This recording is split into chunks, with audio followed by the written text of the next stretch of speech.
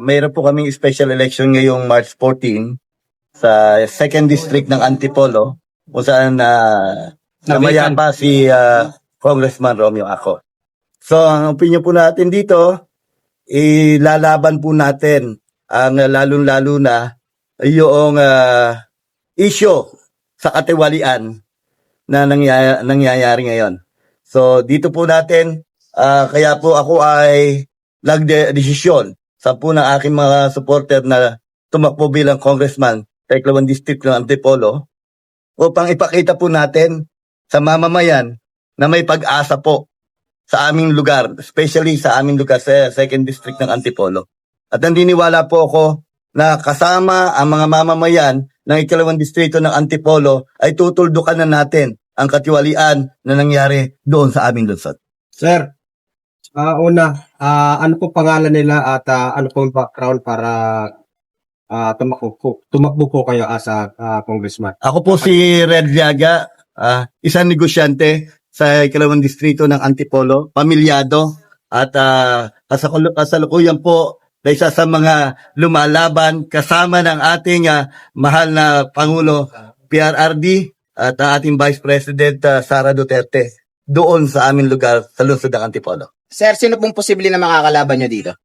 Ang ating po mga kalaban doon sa 2nd District ng Antipolo ay wala pong iba kundi yung anak po ng dating Congressman Romeo Ako.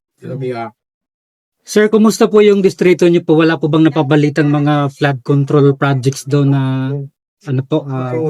Isa nga po yun sa mga umalingaw-ngaw noong nakaraan na kung saan ay meron daw na issue ng flood control sa aming distrito, sa 2nd Distrito ng Antipolo.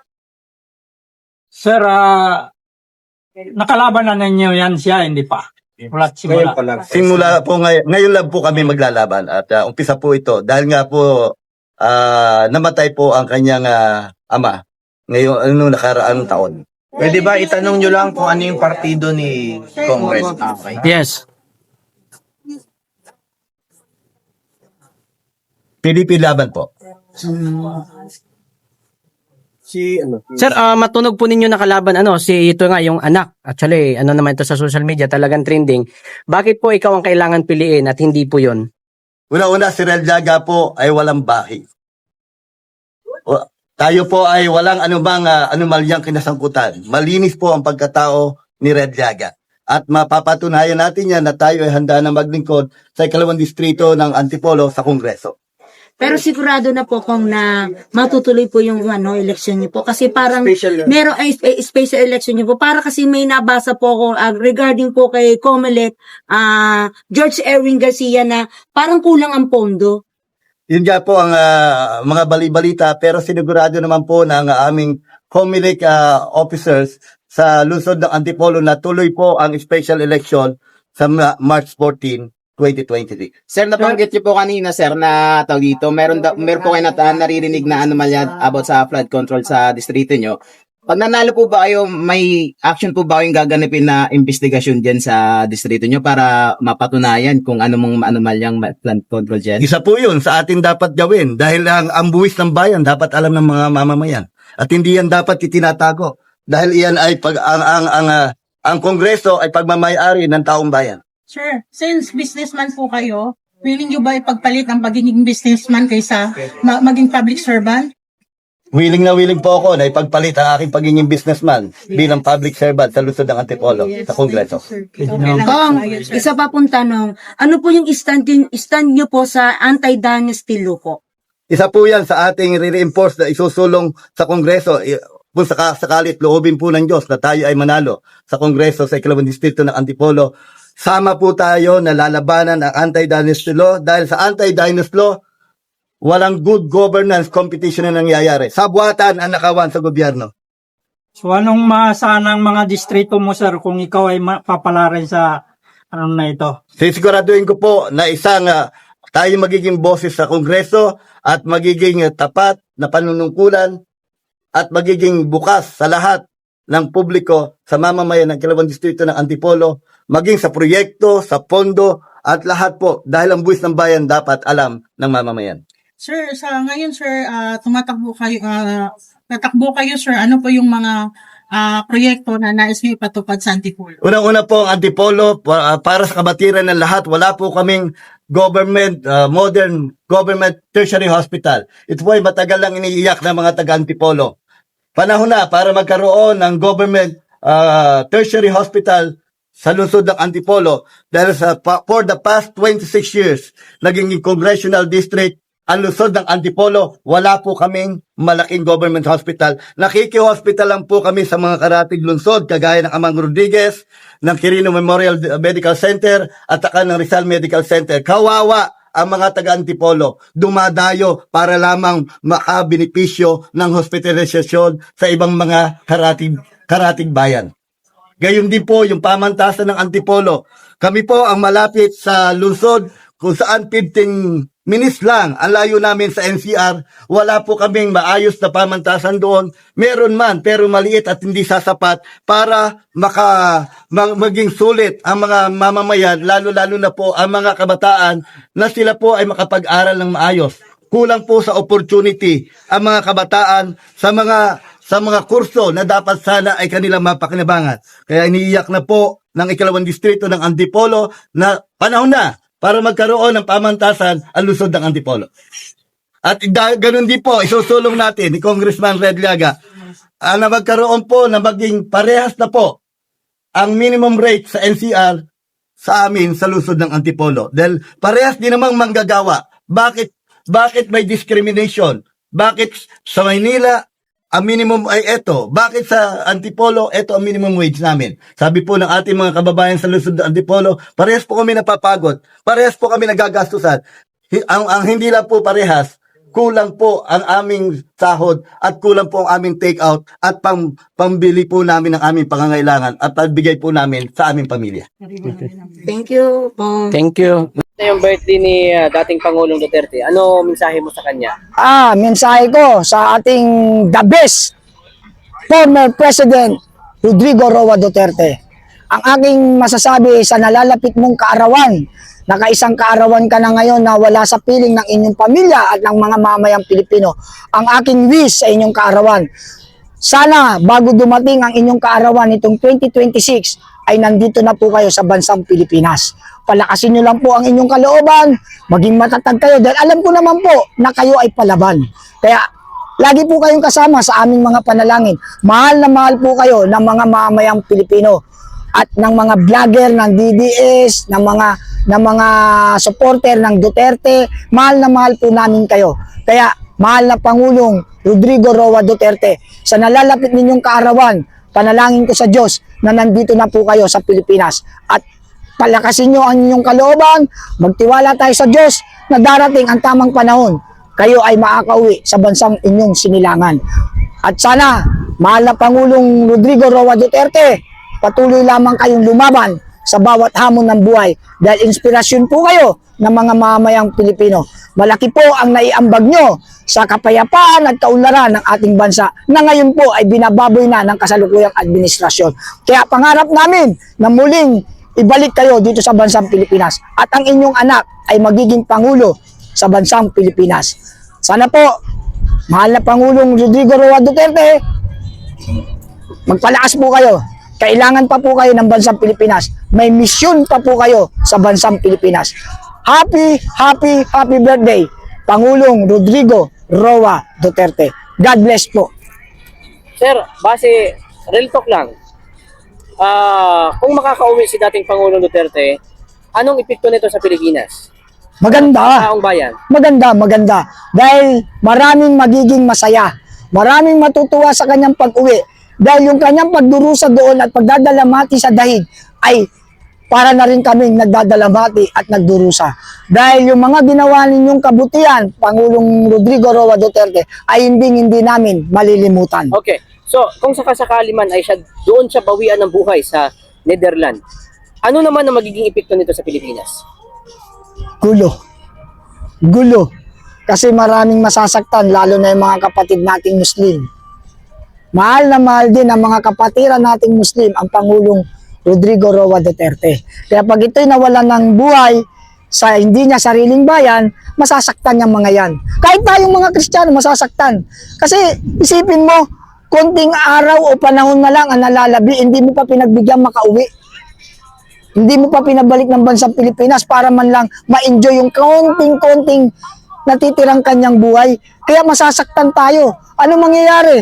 May kaguluhang magaganap. Sa aking pananaw, sa aking opinion, may kaguluhan kasi lahat ng mga tao magdaramdam, lalabas ng bahayan, magrarally yan, magkakaisa, magulo talaga, magulo. Kaya sana, pakiusap ko na rin sa pamahalaang ito, huwag niyong pipigilan ang kanyang pag-uwi. At ang pakiusap ko sa ICC, sa Netherlands, na sana naman, dahil wala naman talagang kasalanan, ang Pangulong Duterte, pauwiin niyo na. Pagbigyan niyo na itong mag-spend ng kanyang remaining life sa kanyang pamilya. Lalong-lalo na nga, may mga apo na yan. Siyempre, iba ang lolo. Iba yung pagmamahal niyan sa kanyang mga apo. At miss na miss niya na yung mga yan. Kaya sana pagbigyan nyo na, ICC Netherlands. Sir, sinasabi ng mga Marcos vlogger, wala daw utang na loob ang Marcos sa mga Duterte. Ini opinion about yan? Marcos vlogger ang nagsabi? Na wala daw utang na loob ang mga Marcos sa mga Duterte. Ang Marcos ang nagsabi? Marcos vlogger. Ang sabi niya, walang utang na Walang loob. utang na loob ang mga Marcos. I mean, Baliktad, bro. walang utang na loob ang mga... Ang nagsabi, DDS, vlogger. Hindi, sinabi ng mga Duterte na wala daw... Utang na loob ang mga Marcos. Wala. Yun yun. Baliktad yung sabi mo, ha? Nabaliktad mo. Ang opinion ko doon, totoo ang sinabi ng mga DDS vlogger o ng mga Duterte na walang utang na loob ang mga Marcos. Kasi tingnan nyo, during the term of Vice President Rodrigo Roa Duterte, nahusgahan na sa batasan ang unang ginang Imelda Romualdez Marcos. Meron niyang convicted na yan sa Sandigan Bayan. Ngayon, convicted siya, na-issuean niya ng warrant of arrest. Ang umawak ng warrant of arrest niyan, dati si PNP Chief Oscar Albayalde. At ito'y i-issue na. Pero ano sinabi ng Pangulong Duterte? Don't issue that warrant of arrest. Pinalaya o hindi hinuli o hindi ikinulong si Madam Imelda Romualdez Marcos for humanitarian consideration. Pangalawa, nung pinangarap ng mga Marcos sibling o pamilya Marcos na makauwi ang bangkay ng kanilang ama o yumaong ama na si Apo Marcos, si Pangulong Duterte din hindi naman pinauwi kundi ipinalibing sa libingan ng mga bayani. Ang napauwi dito si former President Fidel Ramos, pero hanggang pagpapauwi lang. Nung napauwi na to sa bansang Pilipinas, pinangarap ng mga pamilya Marcos na ito'y mailibing sa libingan ng mga bayani. Dahil pangarap din ito ni Apo Marcos na mailibing siya sa libingan ng mga bayani. Maraming presidente ang dumaan na hindi ito naipalibing. Only President Rodrigo Roa Duterte ang nakapagpalibing kay Apo Marcos sa libingan ng mga bayani. Yang mga bagay na yan ay dapat tinanaw na utang na loob, pero hindi. Dahil ipinakulong sa ibang bansa ang Pangulong Duterte. Kaya maikukonsider talaga natin na itong mga Marcos ay walang utang na loob sa mga Duterte. Sir, malapit na yung 2028. Kumbaga, kung masasabi natin ilang tulog na lang yan Sa tingin mo, ano yung mga posibilidad na mangyayari sa taon na ito? Ang posibilidad na mangyayari... About politics. About politics, ang posibilidad na mangyayari dyan, kung sakali man na umabot pa sa 2028 si Pangulong BBM, ito'y kung sakali lang. Pero hirap na ang bansang Pilipinas Pero i-consider na lang natin, total yun ang tanong mo. Kung sakaling umabot sa 2028, para sa akin, magkakaroon tayo ng isang bagong Pangulo ng Republika ng Pilipinas. At yan ay walang iba, kundi si Pangulong Sara Duterte. Sa 2028, yan po ang mangyayari. Sir, sabi ni Senador Hontiveros, kaya daw nilang talunin si VP Sara Duterte? Impossible dream. Mangarap na lang kayo ng gising. Dahil hindi kayo mananalo. Lalo ka na, Risa Ontiveros. Paano ka mananalo kay Ma'am VP Sara Duterte? Sige nga, yung PhilHealth Fund, kinurakot mo rin. Ibalik mo muna yon. Hindi ka mananalo. Impossible dream. Mangarap ka ng gising. Thank you. Yes, any opinion dun sa, yun nga, yung about dun sa, ang nangyari kasi nung nakaraang araw, parang kahapon lang yun, na parang umupo doon si Ligarda. Parang sabi nga ni Prof. Malotikia, parang naglalaro na lang sila. Ano opinion mo doon? Kasi sa totoo lang, muntik-muntikan nang mapalitan si Tuta Soto. Muntik-muntik na siya mapalitan kasi nga medyo nagdadala na rin siya ng kahihiyan sa pamahalaan. Medyo kitang-kita kasi obvious yung pagpanig niya. Hindi masyadong, kumbaga, hindi kumbinsido ang mga tao na ginagampanan niya ang kanyang trabaho. Kaya muntik nang mapalitan si Tuta Soto. Kaya nasabi na si Senator Loren Legarda sana ang papalit dahil umupo nga, parang pinapakita lang na just in case na mapalitan si Tuta Soto, ang papalit ay si Senator Loren Legarda. Pero para sa aking opinion, mapalitan man o hindi, dapat ayusin na nila ang kanilang mga trabaho at iwasan o tigilan na ang pamumulitika. Dahil para sa akin, kung palitan man siya ni Senator Loren Legarda, it's okay din. Kasi para magkaroon naman ng talagang transparency at maging maayos ang pag-iimbestiga. Kasi kitang-kita naman ang kulay ni Tuta Soto. Kitang-kita ang pagpanig sa pamahalaan o sa Pangulo at sa kila Congressman Martin Romualdez. Kitang-kita ang kanyang pagpanig sa mga ito. Sir, naglabas na ng final report ang Blue Ribbon Committee na pinamumunuan ni Senador Ping Lacson. At wala dito ang pangalan ni Martin Romualdez sa rekomendasyon na kasuhan. Ano opinion mo dyan? Ang opinion ko dyan, manipulation. Impossible dream na wala ang kanyang pangalan. Kasi yan nga, investigasyon nila yan eh. Kaya nilang i-manipulate yan. Kaya nilang wag ilagay yung mga dapat na nakalagay. At pwede nilang ilagay yung mga hindi dapat nakalagay. Ganun ang mangyayari niyan eh. Politics yan eh. Kung kalaban kita sa politika, kahit hindi ka nakalista dito, pwede kitang ilagay. Pero kung kakampi kita sa politika at nandito ka, pwede kitang tanggalin. Ganun po ang sitwasyon yan. Politics po yan. Kaya kung hindi man nakalagay si Congressman Martin, ibig sabihin, that is considered manipulation. Hindi po kapanipaniwala ang resulta ng kanyang investigasyon. Yan po ay manipulated investigation.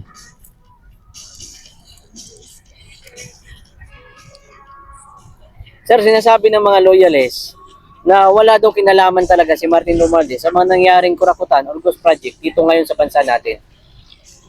Ano? Wala daw kinalaman si Martin Romualdez sa nangyaring kurakutan sa ating bansa. Paano walang naalalaman? Sinabi na nga ni Saldico. Sinabi na nga ni Gutesa. Sinabi na nga ni Diskaya. Ang dami nagpapatotoo. Ang dami nagpapatunay na Martin Romualdez is involved for this corruption. May involvement po talaga kasi hindi pwedeng walang involvement eh. Kaya kung sinasabi ng mga Marcos loyalists o Marcos vlogger na walang kinalaman, ano naman ang kinalaman nitong mga Marcos vlogger? Nakikita ba nila by document? Sila ba'y nakakaatin ng mga hearing para masabi nila na walang kinalaman? Ito ang tanong ko sa inyo mga Marcos vlogger. Meron ba kayong personal knowledge para magdeklara kayo na walang kinalaman si Martin Romualdez?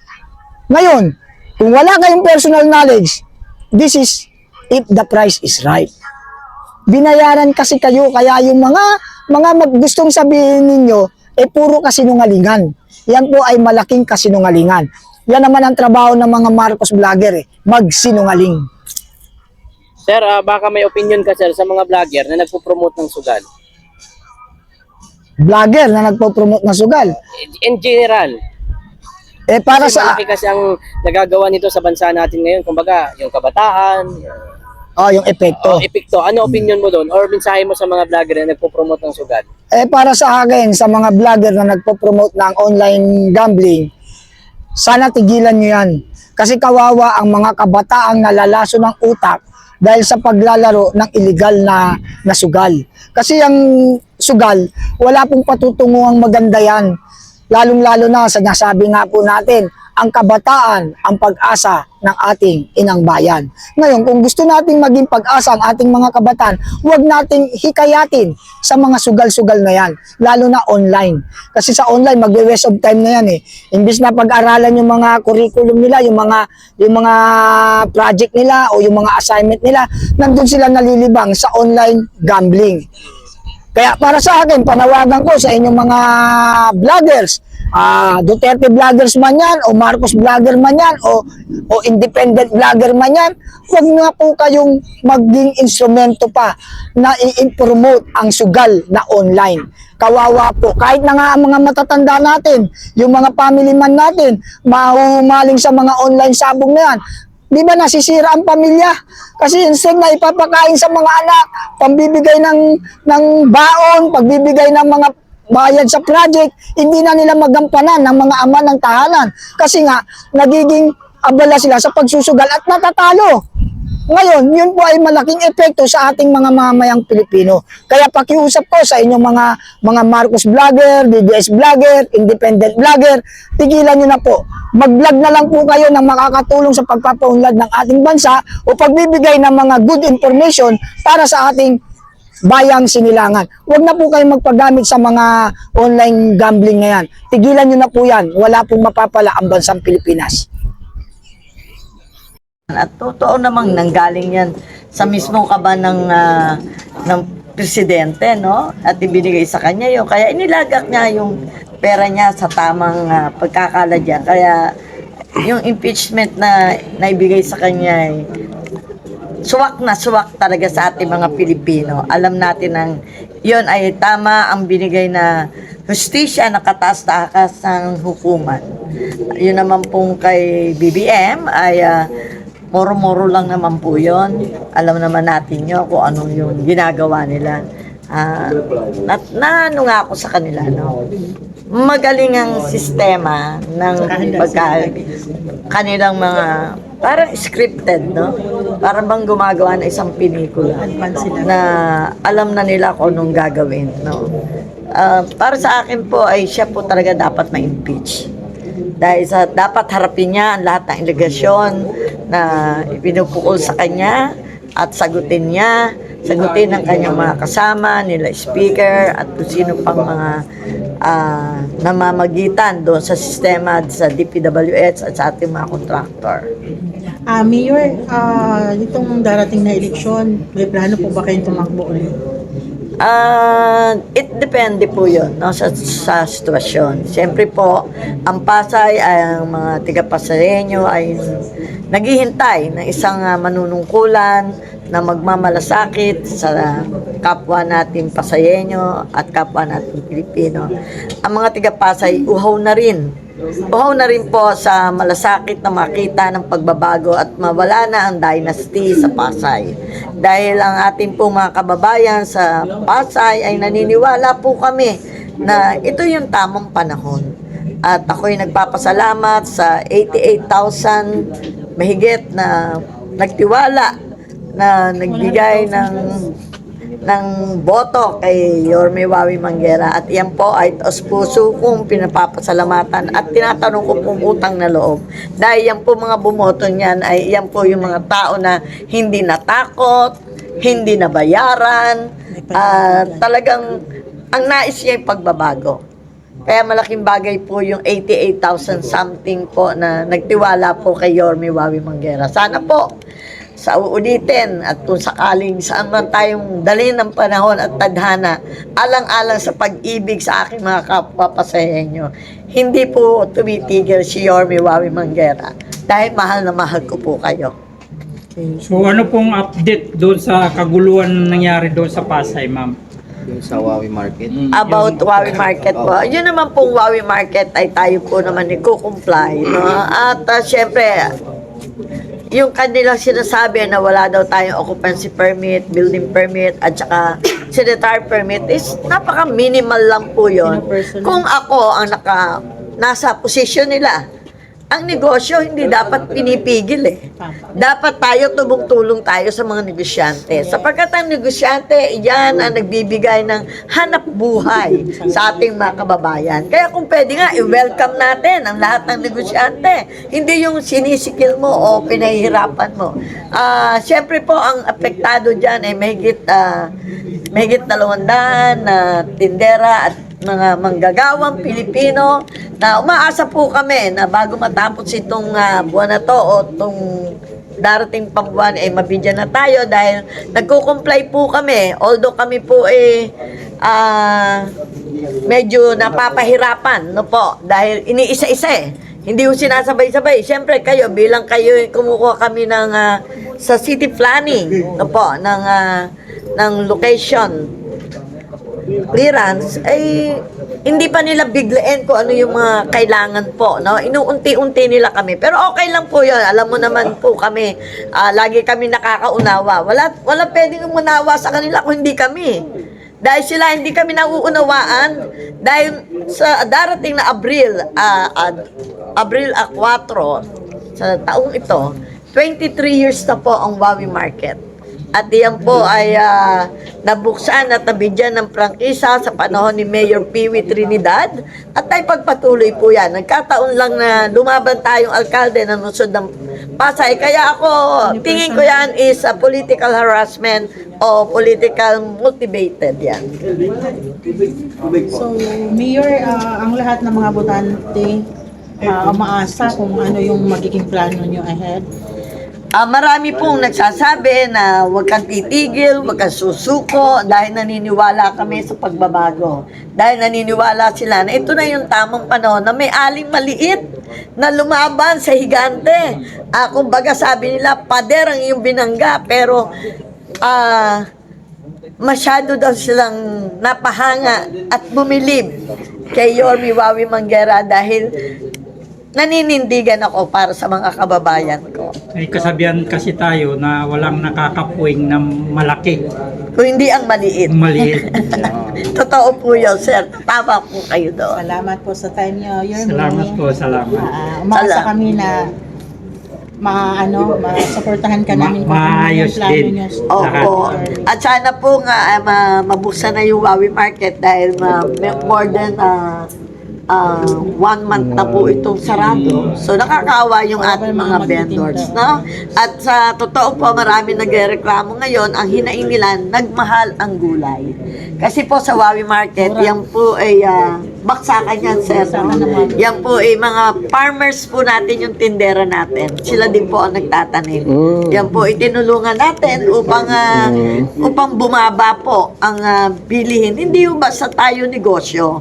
Ang pinaka-importante rito, makatulong ka. Makapagbigay ka ng mababang halaga para po yung ang namimili sa amin, hindi lang naman po mga household. No? Marami po dyan namimili dyan sa Malibay, sa Maricaban, opo, pati po yung public market, tsaka Muntinlupa, Makati, dahil nga po mura ang gulay namin at sariwa. Kaya po sana maawa ang Panginoon Diyos natin, may awa, ay mabuksan na po yung alang-alang po sa ating mga vendors. Thank you. Thank you po. Thank you sa 1 minute po. Ano po yung mga magagandang ginawa ni Tatay Digong na tumatak po sa inyo na hindi niyo po makakalimutan?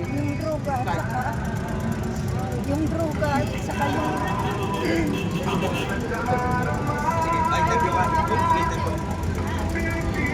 Kahit ba? Ha? Kahit.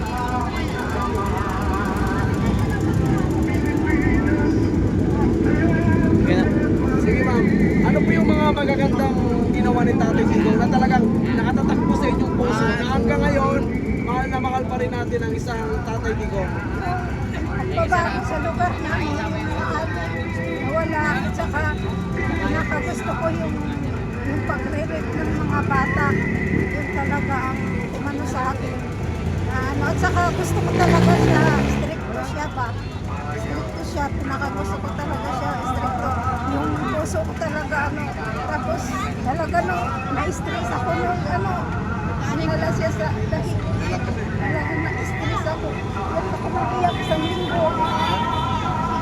Ma'am, ano yung masasabi mo sa sobrang pagnanakaw na ngayon pagkatapos ng administrasyon ni Tatay Digong? Nasusuklaman ko talaga si Bongbong. Nasusuklaman ko lahat sila. Nagdarasal ko sana makabalik si Tatay. Sana mamatay na nga yan sila lahat. Ano masasabi mo sa mga taong nagpadala po sa kanya sa daig? Yang sila Ture, yang sila Remulia at iba pa. Sobrang galit ko talaga, sobrang. Hindi inabot langit ang galit ko talaga. Nagdarasal ko palagi na sana darating ang araw na makarusahan sila. Kaya gusto ko si BP maging presidente para makulong sila lahat eh. Yun, sinagot na yung tanong Thank you sana po. natin. Maraming salamat ma'am at salamat po. Thank you, ma'am. Thank you. Thank you po sa Inapol ko talaga to eh. Sinabi ng kaibigan ko na nandito